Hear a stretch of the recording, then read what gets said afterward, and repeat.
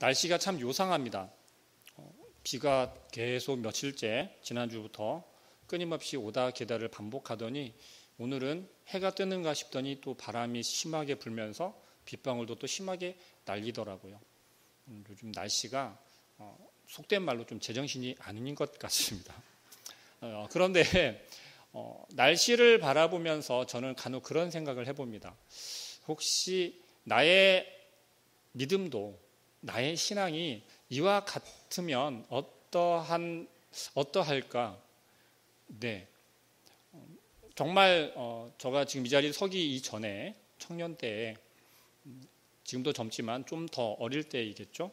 그때는 아마 요즘의 날씨와 같았던 것 같습니다. 뭐냐면 좋을 때는 좋고 안 좋을 때는 정말 안 좋아서 하나님을 정말 잘 의지할 때는 의지하다가 외면할 땐 또 외면하고 그랬던 기억이 나서 정신 차려야겠구나라고 한번 생각해 보게 되었습니다. 오늘 우리가 함께 읽은 마가복음 14장 3절부터 9절까지의 말씀은 우리가 뭐라고 부르는 순환사화라고 이렇게 부르기도 합니다. 그것은 무슨 얘기냐면 예수님께서 십자가에 못 박혀 돌아가시기 이전에 고난당하신 그러한 일들에 대해서 언급하고 있는 그러한 내용들입니다. 특별히 오늘 14장 말씀은 앞절 14장 1절 2절과 또 우리가 함께 읽은 9절 이후의 말씀에는 어떤 상황이 전개되냐면 종교 지도자들이 예수님을 잡아서 죽이려고 모의를 하게 됩니다. 계략을 세운다는 거죠. 1, 2절 말씀에 그렇게 유효절과 무교절이라 대제사장들과 서기관들이 예수를 흉계로 잡아 죽일 방도를 구하며 라면서 이렇게 이야기를 합니다. 그리고 10절 말씀에는 드디어 유다가 예수님을 배반하기로 마음먹고 드디어 대제사장들과 모의를 하게 되죠. 오늘 본문 말씀은 그 사이에 딱 들어와 있습니다. 그런데 그 사이에 들어와 있는 내용을 치고서는 조금 의아합니다. 먼저 오늘 본문 말씀의 배경이 되는 베다니다라고 하는 오늘 3절 말씀 언급하고 있는 예수님께서 베다니 나병 환자 시몬의 집에라고 이야기하고 있습니다. 베다니라고 하는 곳은 예수님께는 조금 의미가 깊은 곳이 틀림이 없을 겁니다. 왜냐하면 지금 나사로를 살린 곳이기도 하고요. 나사로의 누인 마르다도 있고 마리아도 있고, 다시 말하면 예수님께서 친구처럼 지냈던, 형제처럼 지냈던 사람들이 거했던 곳이 바로 이 베단이라고 하는 곳입니다. 그래서 오늘 말씀에도 보면 예루살렘에서 말씀 전하시고 또 전하시던 일들을 마치고 나서는 다시 이 베다니로 오셨다라고 이야기하고 있어요. 예수님께서는 베다니와 예루살렘을 오가며 사역을 하셨다라는 거죠. 베다니와 예루살렘의 거리는 성경 지리를 찾아보니까 한 3km 정도 떨어져 있는 것 같아요. 3km 정도면 걸어서 충분히 다닐 만한 곳이 되겠죠. 3km면 여기서 미산동보다는 멀고 신천동보다는 조금 더 가까울까요? 아마 그 정도 거리 되겠죠. 네. 그런데 중요한 것은 예수님께서 오늘 드디어 마지막 밤인 것처럼 마지막 밤, 마지막 다락방이다라고 표현되기도 합니다. 뒤에 말씀도 보면. 근데 그곳에 특별히 이 시몬, 그런데 오늘 말씀에서 보니까요, 뭐라고 표현하고 있냐면 나병 환자 시몬의 집에라고 이야기를 하고 있어요. 나병 환자 시몬의 집이다라고 이야기를 하는 걸 보면 우리가 무엇을 생각해 볼 수 있냐면 시몬이라는 사람이 문둥병에 걸렸구나라고 생각할 수도 있어요. 그런데 성경 말씀에서 문둥병 걸린 사람들은 어떻게 됐죠? 사람들과 같이 무리를 지어서 살 수 있었나요? 사람들이 멀쩡한 성한 사람들이 있는 곳에 문둥병자가 올 수 있었나요? 그렇지 못했어요. 그러면 오늘 예수님께서 나병 환자였던 시몬의 집에서 식사하신다라고 했어요. 그리고 오늘 본 말씀 쭉 보니까 예수님과 함께 시몬만 있었던 것이 아니라 많은 사람들이 함께 식사를 하고 있는 자리입니다. 그렇다면 이 시몬은 예수님께 바로 이 나병을 고침을 받은 것으로 우리가 추측할 수 있다라는 것이죠. 왜 굳이 나병 환자였던 시몬이다라고 언급하고 있을까요? 이것은 마지막까지도 예수님께서 어떠한 분이셨는지를 나타내기 위한 것으로 우리는 해석할 수 있습니다. 그리고 계속해서 나오는 이야기를 보니까 뭐라고 하냐면 한 여자가 매우 값진 향유 곧 순전한 나드 한 옥합을 가지고 와서 그 옥합을 깨뜨려 예수의 머리에 부으니 라고 이야기를 하고 있어요.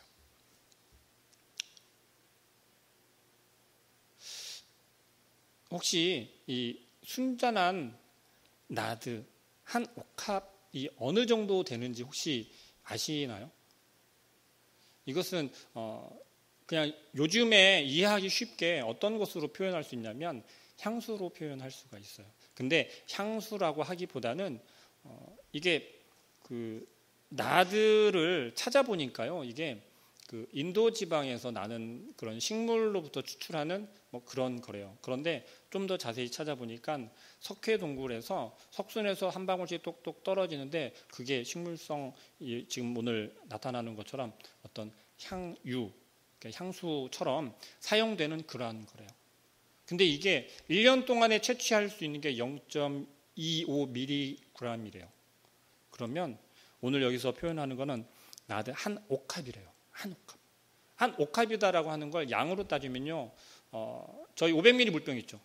제가 좀 가지고 오려다가 그냥 못 가지고 왔는데 500ml 물병이면 요만하거든요. 이 정도라는 거예요. 순전한 나드 한 옥합 500ml 요 정도를 한 여인이 가지고 와서 깨뜨리고 예수님의 머리에 부었다라는 겁니다. 상상을 해보십시오. 향수를 우리가 조금만 이렇게 과하게 해도 그 향이 얼마나 진하고 오히려 좋은 게 아니라 막 독해서 가까이 갈 수도 없을 정도잖아요. 저도 사실은 처음에 한 옥합을 깨뜨려서 머리에 부었다라고 했을 때 그 냄새 어떡하지라는 생각을 먼저 했어요. 왜냐하면 저도 향수를 조금 좋아하는 편이거든요. 그런데 오늘 이 여인은 예수님의 머리에 그 향유 한 옥합을 다 쏟아 부었다고 합니다.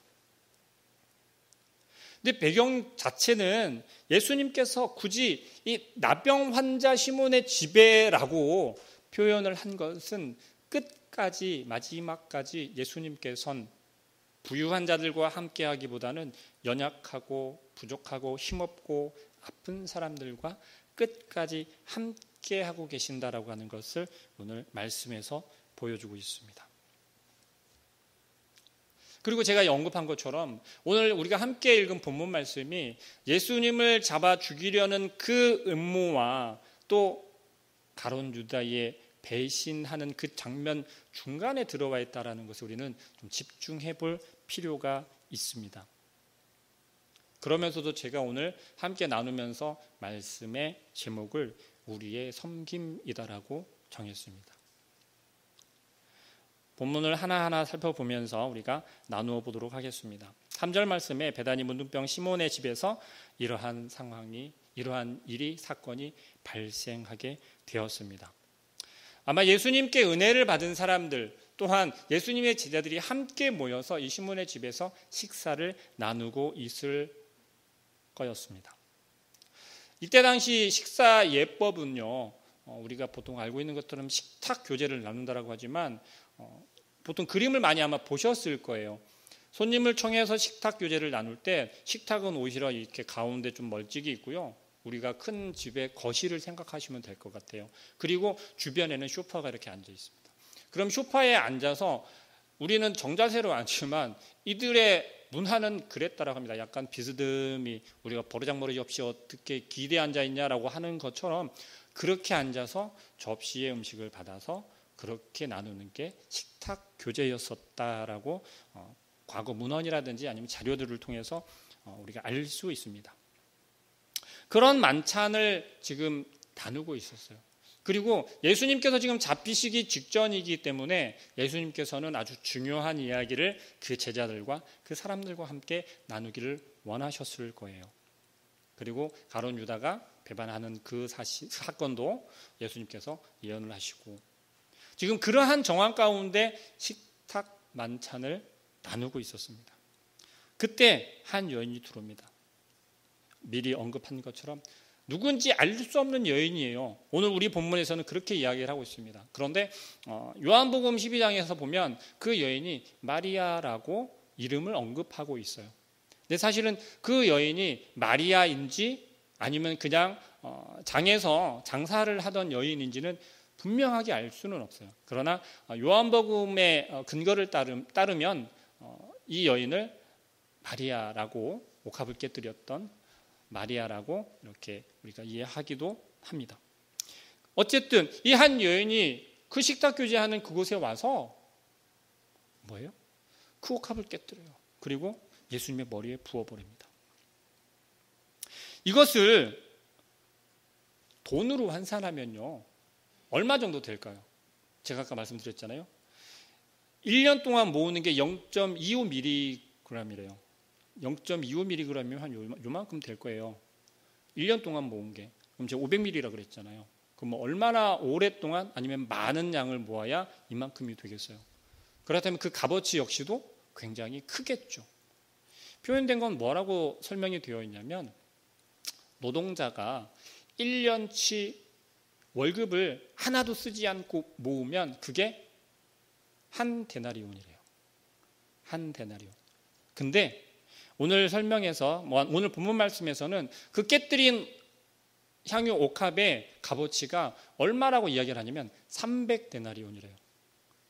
3데나리온도 아니고 300데나리온이래요. 요즘 현대 물가로 따져보면 얼마나 되는지 제가 계산을 한번 해봤거든요. 그랬더니 거의 한 3천만 원 가까이 돼요. 이 500ml 향유 이 한 병이 3천만 원 가까이 되는 값어치를 가지고 있대요. 자, 이쯤 되면 이제 상상이 좀 가시죠. 이 여인이 도대체 무슨 짓을 했는지. 아무리 예수님에게 그 향유를 부었다라고 하더라도 이것은 어마어마한 행동을 한 겁니다. 뭐예요? 예수님의 가르침은 뭐였습니까? 소외진 자, 연약한 자, 가난한 자, 불쌍한 이웃들을 도와주고 사랑하라고 그랬잖아요. 맞죠? 그랬는데 이 여인은 그 3천만 원 가까이 되는 향유를 깨뜨려서 예수님께 부어버립니다. 이 모습을 바라본 함께 자리한 많은 사람들은, 제자들을 포함해서 이 여인을 와 정말 잘했다, 멋있다라고 그렇게 캡장 엄지를 치켜 세웠을까요? 아니면 너무도 자연스럽게 제정신이냐고 하면서 손가락질하고 뭐라고 화를 내면서 그걸 어떻게 할까 안절부절 못하면서 그랬을까요? 오늘 본문에서 이야기를 하는 것처럼 그 자리에 함께 있던 다른 사람들은 도대체 이해할 수 없는 표정으로, 그러한 마음으로 그 여인에게 막 뭐라고 합니다. 여기에 함께 자리한 사람들 중에 4절 말씀에 보면 어떤 사람들이 화를 내어 서로 말하되 어찌하여 향유를 허비하는가. 함께한 어떤 사람들이 이 여인의 향유컵을 깨뜨려서 예수님의 머리에 부은 것을 보면서 허비한다라고 표현하고 있어요. 허비한다라는 건 어떤 표현입니까? 어떤 의미예요? 아무짝에 쓸모도 없이 낭비한다라는 거예요. 제대로 써먹지 못하고 버려진다라는 그런 의미를 가지고 있습니다. 그러면서 5절 말씀에 그 향유의 값어치에 대해서 이야기를 해요. 근데 6절 말씀에 예수님께서 이렇게 이야기합니다. 가만두라. 너희가 어찌하여 그를 괴롭게 하느냐. 그가 내게 좋은 일을 하였느니라 라고 이야기를 해요. 예수님의 가르침과 조금 대조되지 않습니까? 예수님께서는 분명히 가난한 자를 도와주라고 했고요. 가난한 사람을 향해서 손을 내밀라고 했고요. 베풀라고 했어요. 그러면 이 향유를 오히려 깨뜨리는 것보다 그것을 팔아서 그 돈을 가지고 가난한 사람을 돕고 예수님께서 이렇게 하라고 하셨습니다라고 하면서 예수님의 이름을 높여드리고 하는 것이 훨씬 더 옳은 행동 아니겠어요? 실제로 우리가 교회 안에서 그러잖아요. 불필요하게 낭비를 한다라고 여겨지는 것들이 너무 많잖아요. 그것을 왜 거기에 써? 오히려 그걸 이쪽에다 쓰면 더 좋을 텐데 라고 생각하는 것들이 얼마나 많습니까? 사소한 것 하나에도 우리는 그런 생각들을 하게 돼요. 그런데 오늘 본문에서는 값어치가 어마어마해요. 3천만 원이나 한대요. 3천만 원이라고 하는 돈을 그냥 길바닥에 확 뿌려버린 거랑 마찬가지예요. 여러분 그게 가능하시겠어요? 여러분이라면 그렇게 하실 수 있겠어요? 아마 이 여인은요, 그 향유가 자기가 가지고 있는 전 재산이었을 거예요. 자기가 가지고 있는 전부였을 거라는 거죠. 그 전부를 예수님의 머리에 부어버린 거예요. 이 여인은 어떤 마음으로 그랬을까요? 성경에는 정확하게 설명하고 있지 않아요. 그 여인은 이런 마음으로 예수님께서 정말 나를 구원해 주셨고 내 죄를 사해 주시고 나를 하나님의 백성 삼아 주시고 하나님의 자녀 삼아 주실 분이 오직 예수님이라는 걸 내가 믿습니다. 그렇기 때문에 내가 예수님의 머리에 기름을 부었습니다. 혹은 예수님께서 가난한 자에게 섬기라고 했지만 그보다 나는 예수님께 섬기는 것이 더 올바른 섬김이기 때문에 그렇게 했습니다.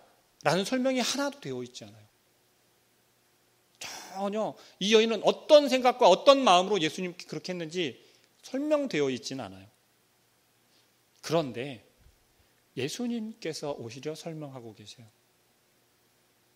예수님께서 그 여인의 마음을 아시고 그 여인의 마음을 대신해서 대변해 주시고 있고 변론하고 계시고 이야기하고 계세요. 7절 말씀부터 이렇게 이야기하잖아요. 가난한 자들은 항상 너희와 함께 있으니 아무 때라도 원하는 대로 도울 수 있거니와 나는 너희와 항상 함께 있지 아니하리라.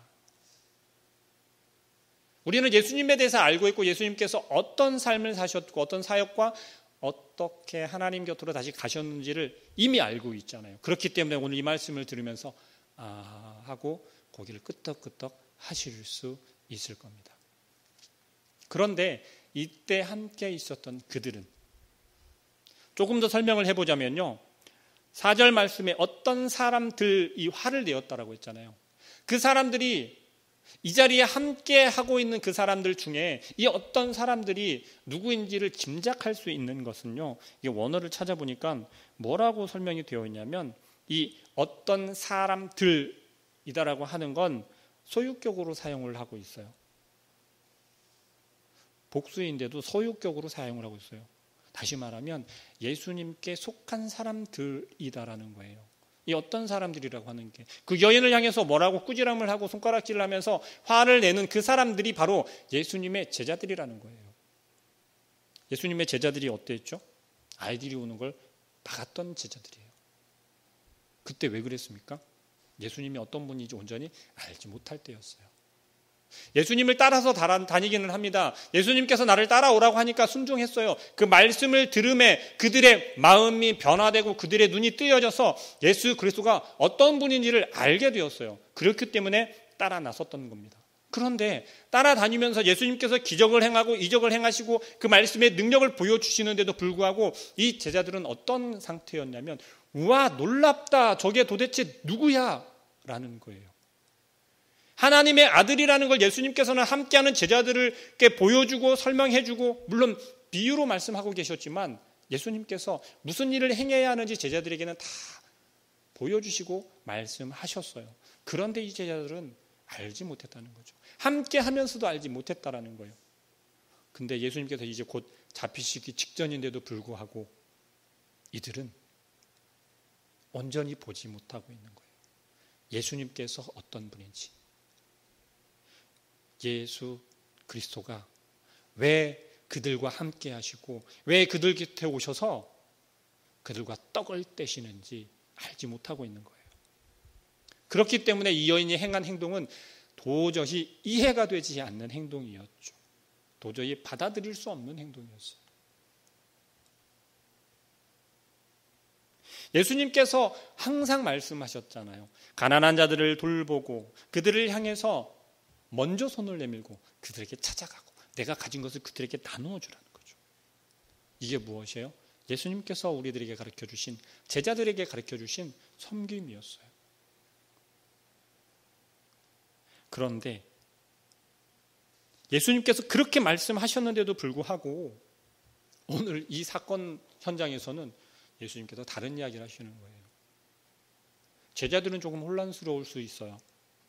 그 여인의 행함을 보고 예수님께서 같이 화를 내거나 너가 오늘은 좀 낭비하였구나 하면서 꾸짖어 줘야 될 텐데 그게 아니라 오히려 제자들을 향해서 또 꾸지람을 하세요. 그리고 이렇게 이야기하죠. 그는 힘을 다하여 내 몸에 향유를 부어 내 장례를 미리 준비하였느니라 라고 이야기를 해요. 예수님께서 계속해서 바리새인들과 장로들에게 잡혀서 내가 곧 이제 십자가에 죽을 것이고 너희와 함께하지 못할 거다라는 걸 계속해서 말씀하셨어요. 비유로 말씀하셨지만 너희들에게 귀 있는 자는 들으라고 이야기를 하시면서 제자들에게 끊임없이 말씀하셨다라는 거죠.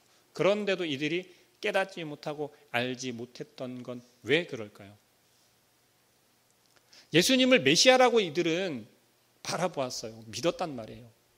그런데 온전히 예수 그리스도에 대해서 이들은 알지 못했다는 거예요. 그 이유가 뭡니까? 이들이 믿었던 건, 이들이 기다렸던 메시아는 우리를 구원할, 인류를 사망에서 구원할 그 메시아로 기다렸던 것이 아니라, 그 메시아로 예수님을 바라보았던 것이 아니라 억압받고 탄압받고 있고 그들이 고통당하고 있는 환경에서 정치적으로 로마에서 구원해 줄 메시아로 예수님을 바라보고 있었다라는 거예요. 예수님을 끝까지 같이 옆에서 따라다니면서 보고 듣고 배우면서도 그것을 알지 못하고 언젠가는 어느 순간에는 때가 되면 분명히 예수님께서 왕으로 올라오셔서 우리를 구원해 주실 거야. 억압받는 우리들을 이 억압에서 건져 주실 거야. 라는 생각으로 예수님을 따라다니고 있었다라는 거예요.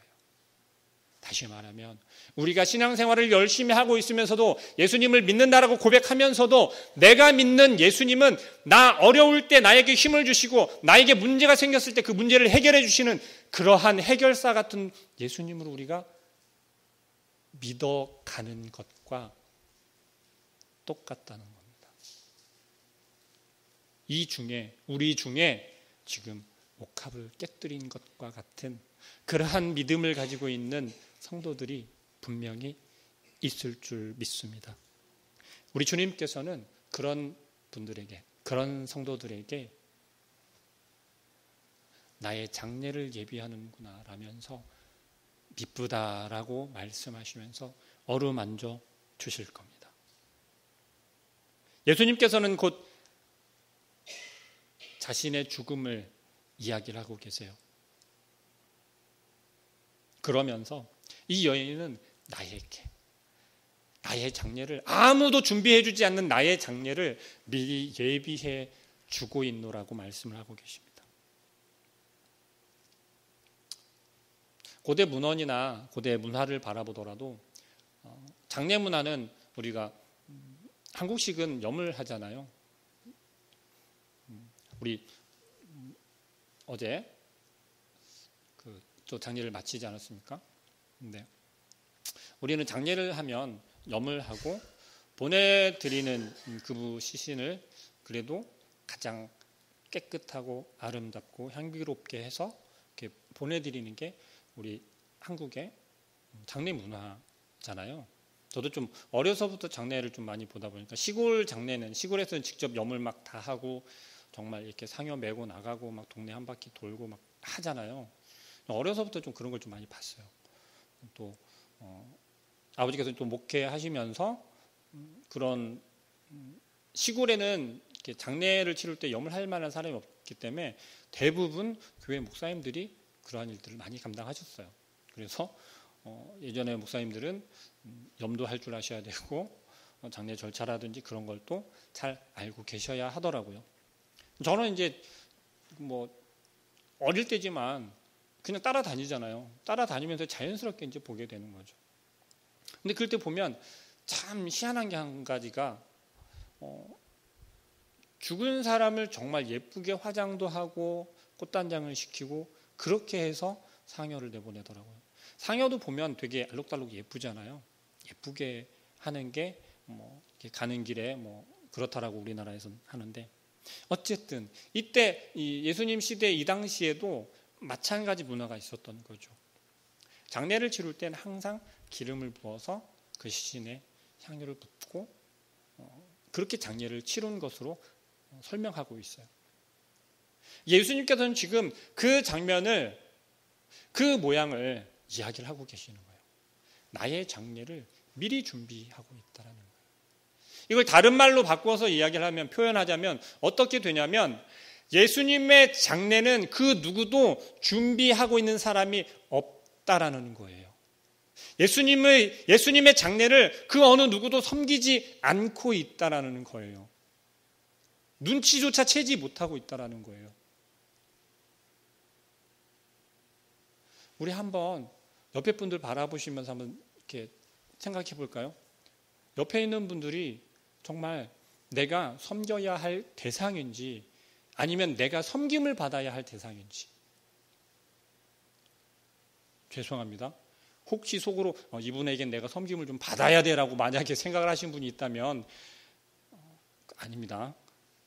옆에 계신 분들은 내가 섬겨야 할 대상인 거예요.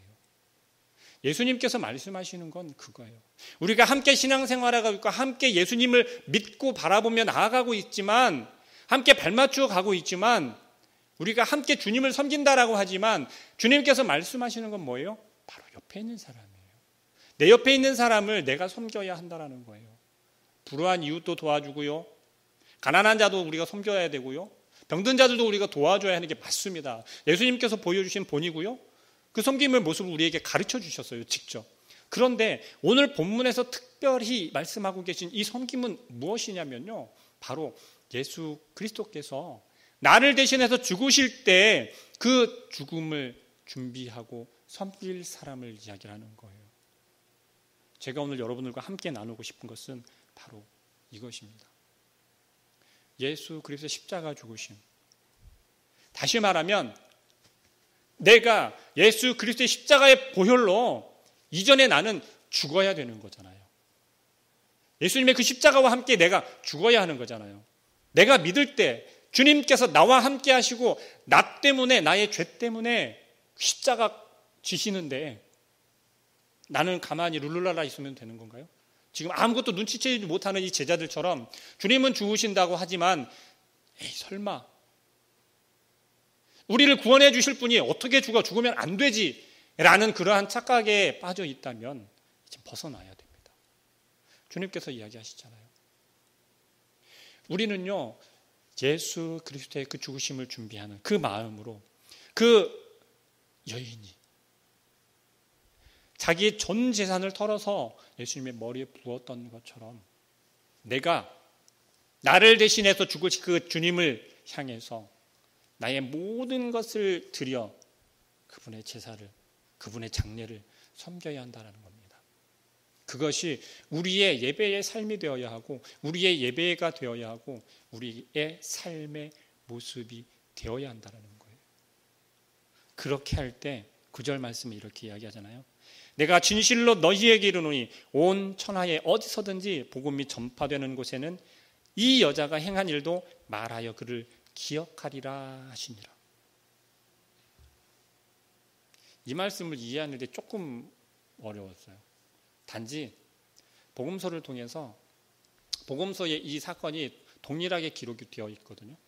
그러면 복음서에 이 말씀, 주님의 말씀처럼 같이 기록이 되어서 계속 전파되었구나, 알려졌구나, 그렇게만 생각을 했어요. 그런데 주님께서 승천하시기 전에 우리에게 마지막 지상 명령이다라고 하신 게 뭐죠? 사마리아와 온 유대와 땅 끝까지 이르러 복음을 전파하라 그랬잖아요. 그렇죠? 이 여인에게 하신 말씀이 뭐예요? 이 복음이 전파되는 곳에는 이 여자가 행한 일도, 그게 뭐예요? 섬김인 거예요. 예수 그리스도께서 우리에게 말씀하신 것, 정말 우리에게 보여주신 것은 뭐예요? 우리를 향해서 죽으시고 우리의 짐을, 우리의 질고를 다 지시고 사망까지도, 우리의 사망까지도 다 주님께서 가지고 가셨단 말이에요. 주님께서 우리를 향한 최고의 섬김이셨어요. 우리를 사랑하지 않으시고는 그러한 섬김을 나타낼 수 없다는 거죠. 다시 한번 우리 옆에 사람 바라보실까요? 내가 얼마나 사랑합니까? 내가 이분을 사랑합니까? 보세요. 한번 바라보세요. 쑥스러우시죠? 이참에 한번 고백해 보시죠. 사랑합니다. 한번 고백해 보세요. 옆으로만 하라고 하니까 또 앞뒤로는 안 하시죠. 또 앞뒤로도 한번 해보세요. 사랑합니다.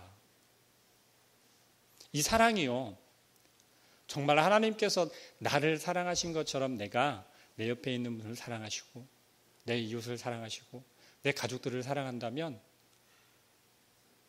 주님께서 보이신 것처럼, 아니 이 여인이 주님을 향해서 섬겼던 것처럼 우리는 그 이상도 섬길 수 있습니다.